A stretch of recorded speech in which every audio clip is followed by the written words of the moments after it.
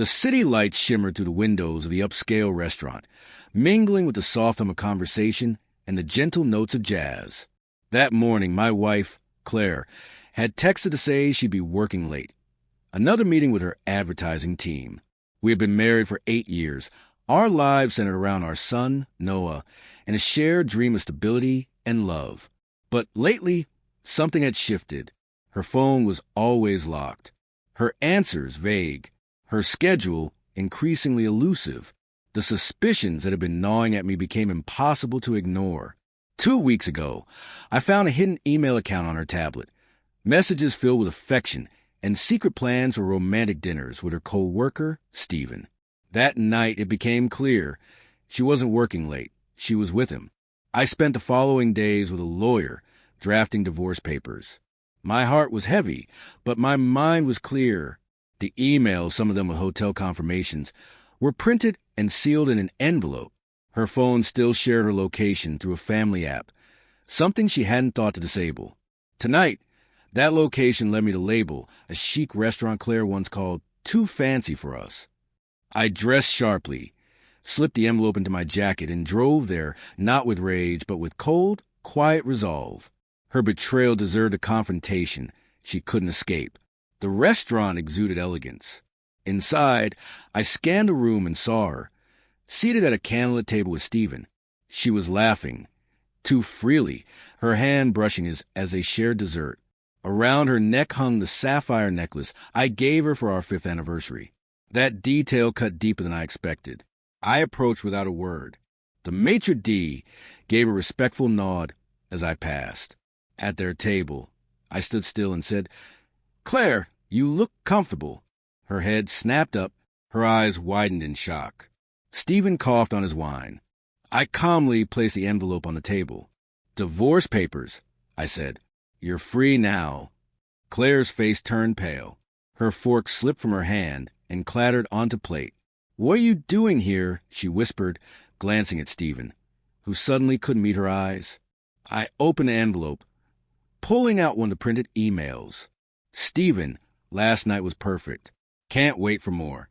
"I've known for weeks," I said, keeping my voice even. "You lied to me, to Noah, to everyone." The table went silent. So did nearby diners who now watched, sensing the unraveling. Claire stammered, "It's not what it looks like," but her shaking hands told the truth.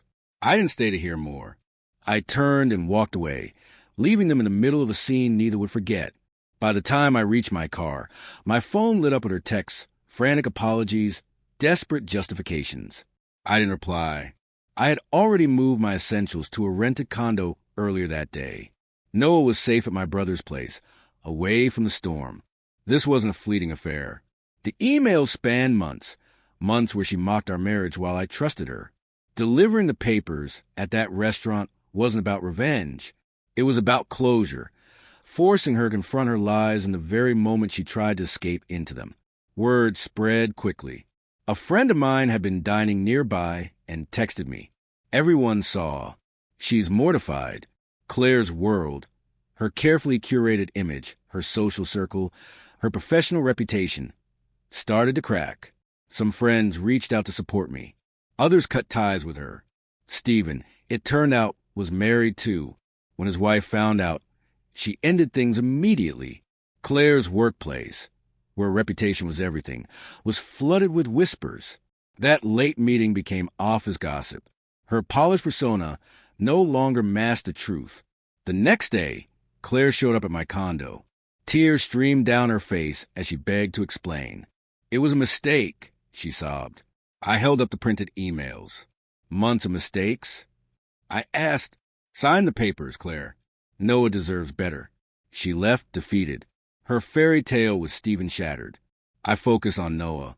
Kept his routine steady. School, soccer, bedtime stories. We started counseling to help him process the changes. He didn't need to know the details, only that I was there and always would be. Claire's world continued to crumble. Her once busy group chat fell silent. Some friends blocked her. She posted vaguely online about growth and healing, but the comments weren't kind. I never shared the emails publicly. I didn't need to. What happened at that restaurant said enough. Her betrayal was exposed. Not in private, but under candlelight and crystal glasses, surrounded by strangers.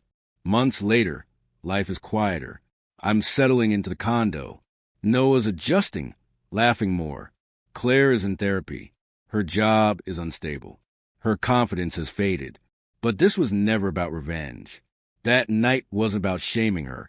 It was about reclaiming my self-worth. She thought she could live a double life. I brought the truth to her table. Literally, the divorce is moving forward. I'm prioritizing Noah, rebuilding a home based on honesty. I'm healing, not just from her betrayal, but from the illusion I held on to for too long. Her affair ended the marriage, but my response ensured she'd never forget the cost.